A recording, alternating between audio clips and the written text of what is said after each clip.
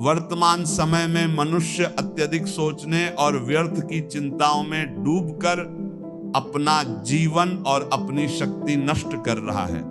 जब भी मन घबराए या कोई अनजाना भय सताए तो स्वयं से प्रश्न करें कि आप इस व्यर्थ के चिंतन को अपना कीमती समय क्यों दे रहे हैं। जो समय आप डर और भविष्य की चिंताओं में नष्ट कर रहे हैं, उस समय को राधा राधा या अपने आराध्य के नाम जप में लगाइए, जिससे आपका लोक और परलोक दोनों मंगलमय हो जाएंगे।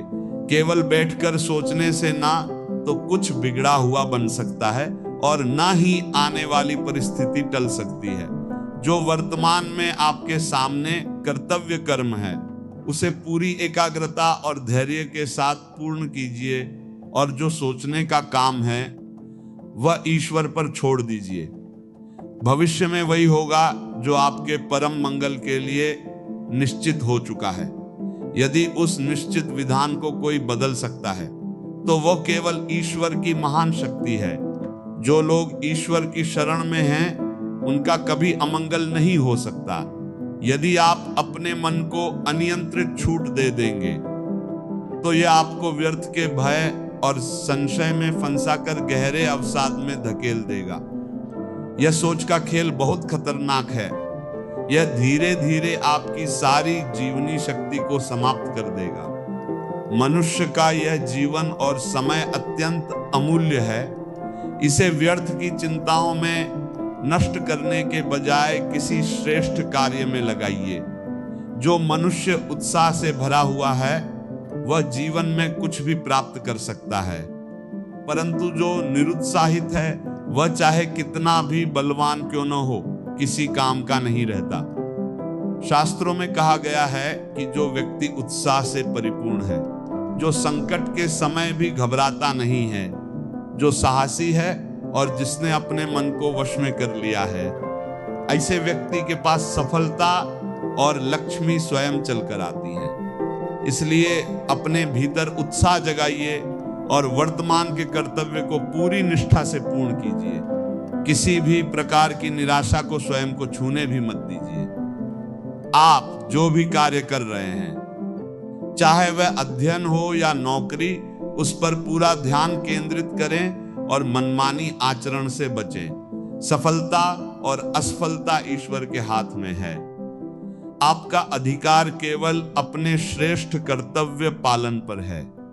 जब आप अपने धर्म पर चलेंगे और निरंतर प्रभु का स्मरण करेंगे तो आपके भीतर एक ऐसा अद्भुत आनंद और तेज प्रकट होगा, मानो आप कमल के फूल की तरह खिल गए हों।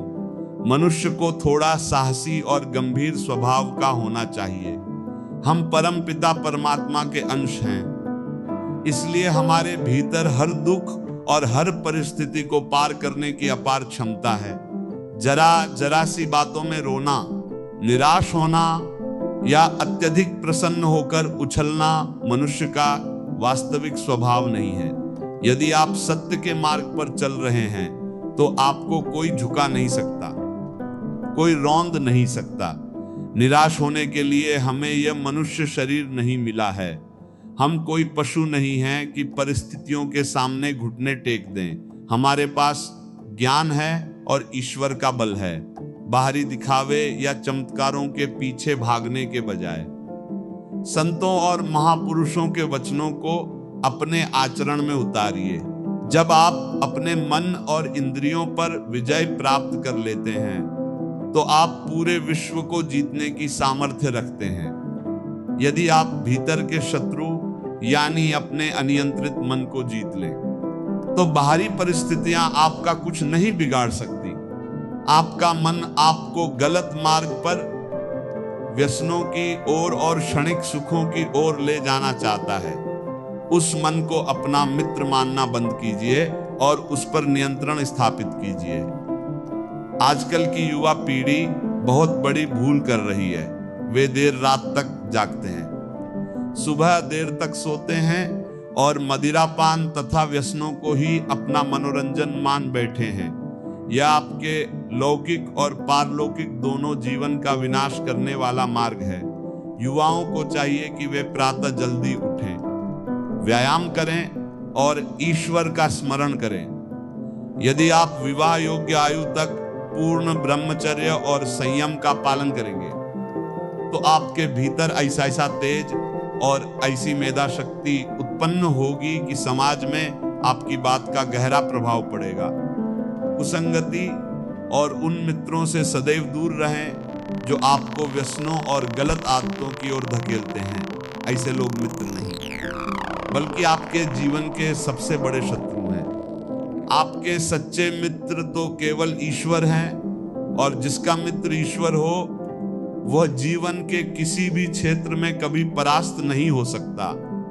आप सभी इस देश का भविष्य हैं। यदि आप स्वयं अपने आचरण और चरित्र से गिर जाएंगे तो आप अपने परिवार, समाज या इस राष्ट्र का कल्याण कैसे कर पाएंगे? समाज में आज जो दिखावटी और दूषित संबंधों का चलन बढ़ गया है, उससे स्वयं को बचाकर रखिए। जब तक आप विद्यार्थी जीवन में हैं, अपनी सीमाओं और धर्म का पूरी निष्ठा से पालन कीजिए। यह मनुष्य देह केवल भोगों में नष्ट करने के लिए नहीं, बल्कि आनंद और परमानंद को प्राप्त करने के लिए मिली है।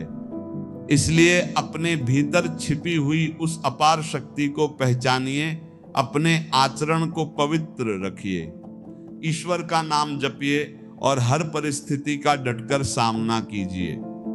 यदि आप इन बातों को अपने जीवन में उतार लेंगे तो आपका जीवन निश्चित रूप से मंगलमय और अत्यंत श्रेष्ठ हो जाएगा।